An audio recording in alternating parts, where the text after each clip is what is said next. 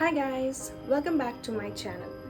If you're new here, I'm Ashwini, a high school teacher, and in today's video, I'm going to be taking you through the two different methods of studying, and we'll also talk about which out of these did I use during my school and college years, and obviously we're going to review which out of these was more effective.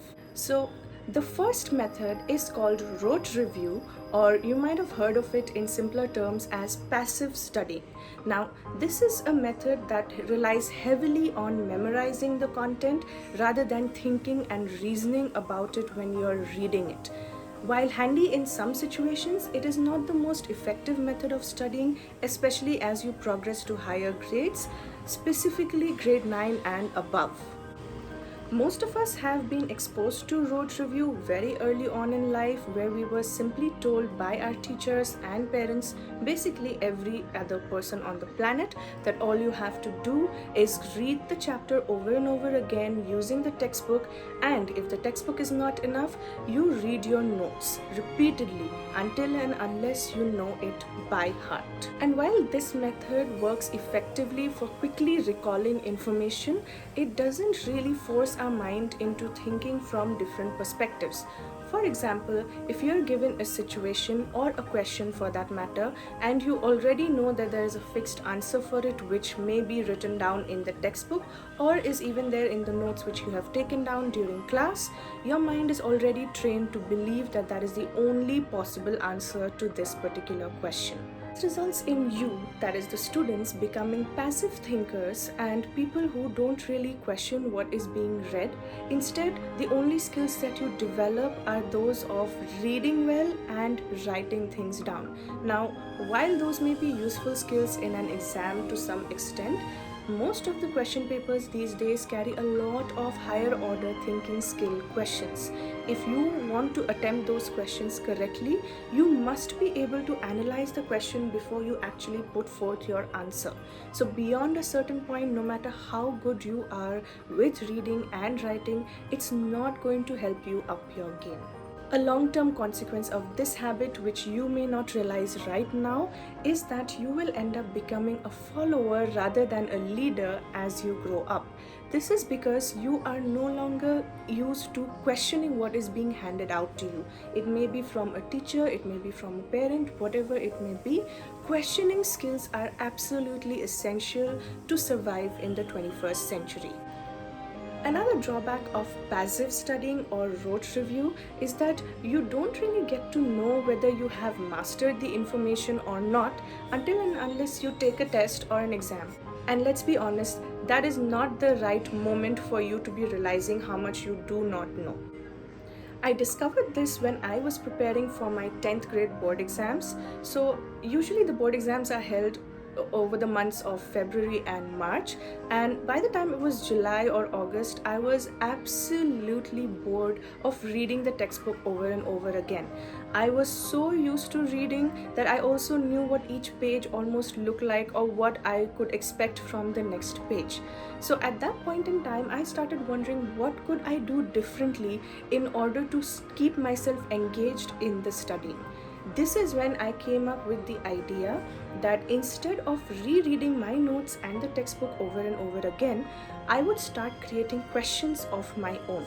So let's say, for example, I was handed out a study material. Instead of reading the material multiple times, I used to start writing questions on the margins, and the next time I would want to go through the same content, instead of reading the actual material, I would read out the questions and try to answer them on my own. What I tried to do was that I obviously did not have to read the notes again.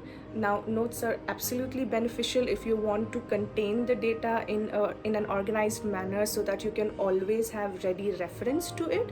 But to be honest, notes are not meant for you to be practicing how you're going to write in an exam, and that is a skill that is essential, especially in today's day and age where time frame is absolutely important for you to be able to manage while taking an exam. Of course, this was there earlier as well, but these days the duration of exams and the types of questions are such that if you're not good with time management while writing the paper, you're either going to end up not attempting certain questions, or even if you do, it'll be too hurried for you to even think about it before you write the answer.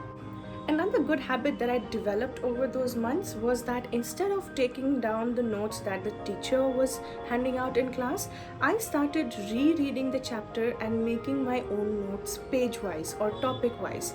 What this made me realize is how much I still do not understand about that particular topic. So the very next day or in a day or two, I would go to the teacher and find out and ask her or him to figure out where exactly my knowledge gaps are, because the best person who can tell you where the gap is the teacher, not you, not your parents, not anybody else, because it's the teacher that has taught you that content and can actually figure out that if you're moving from point A to point B in your answer, what else is expected in between those two sentences. I also made it a habit to stop and summarize the content after I was done with every few set of pages, for example 5 pages of the chapter. This helped me understand whether I was ready enough to move on to the next topic, or do I still need to concentrate on the current topic until I'm absolutely confident about it. One more important tip that I have for you is specific to math. Earlier, when I used to be given out homework, what I would do is look over the questions or the examples that the teacher has solved in class and then try to solve the similar questions which were given out in the homework. Now, although that is a good method because it gives you reference to how the teacher solved the question, it's not training your mind to think about how you can begin the solution. And the basic problem in math is understanding how to start the solution. Once you begin, once you figure out how to take the problem forward, you are easily able to figure out the next few steps. So in order to fix this, what I would do is I would try to solve the homework on my own first and then look at the solved examples from the class.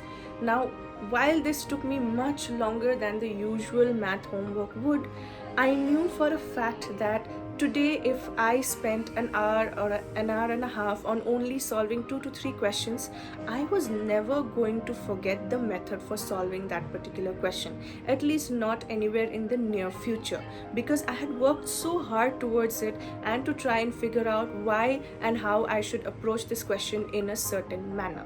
I also began creating these timed quizzes for myself. A major problem that I have observed is that if, for example, the school or the college is used to conducting exams during a certain time period of the day, my mind would find it very difficult to concentrate if, let's say, those timings were in the second half of the day, that is after lunch.